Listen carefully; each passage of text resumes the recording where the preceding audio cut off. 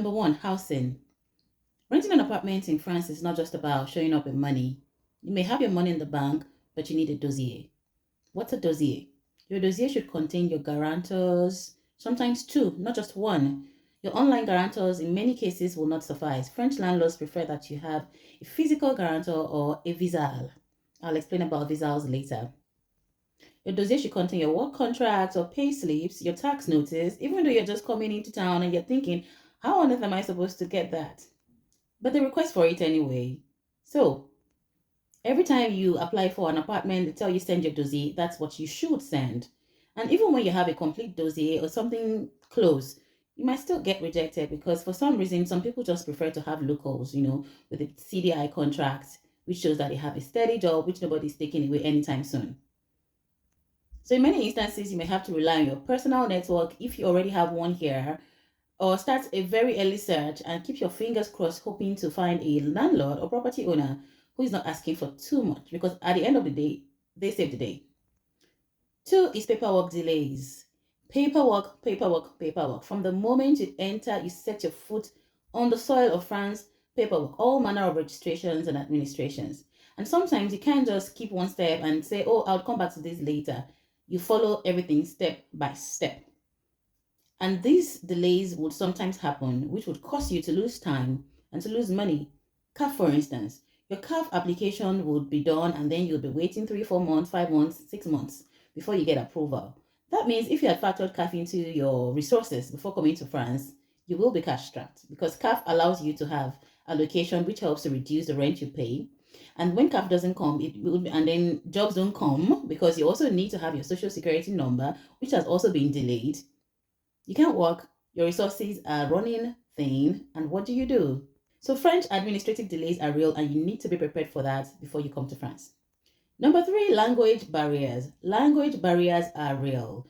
When I advise learn French, learn French, learn French, you can't take that too seriously.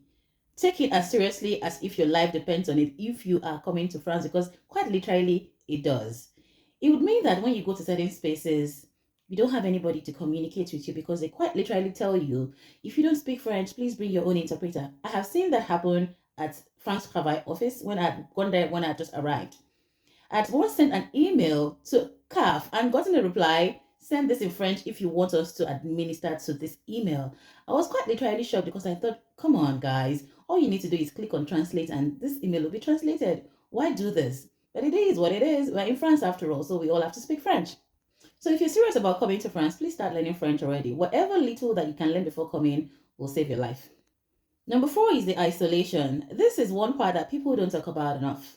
It's literally the social isolation is real, guys. Even when you've done everything correctly and you think, well, life should be easy peasy, the emotional, mental stress of you feeling alone, even in spaces where you have been invited to, in spaces to which you rightfully belong, you will feel isolation. Isolation because, firstly, people don't go out of their way to make friends here. So you have classmates with whom you interact, and maybe sometimes you go out for drinks or you do things together in class, does not mean that you are now friends. Two, the language barrier. Because you do not speak French, you will be in spaces, even when you've been invited out, you're hanging out with your friends, and they are speaking French quite naturally.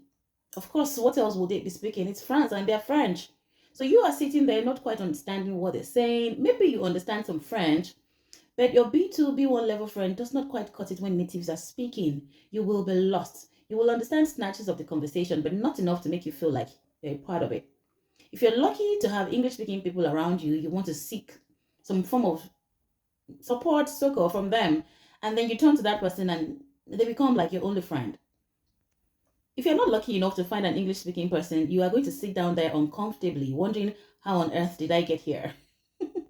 At the end of the day, this kind of makes you want to shut down, retreat to a bubble where you feel more comfortable or find yourself some English speaking French. But then you can't afford to really do that because in order to integrate, you still must find yourself some French speaking friends in order to practice your French and integrate properly into the society. Because the earlier you started to do that, the better for you. So after hearing all of this, would you still move to France?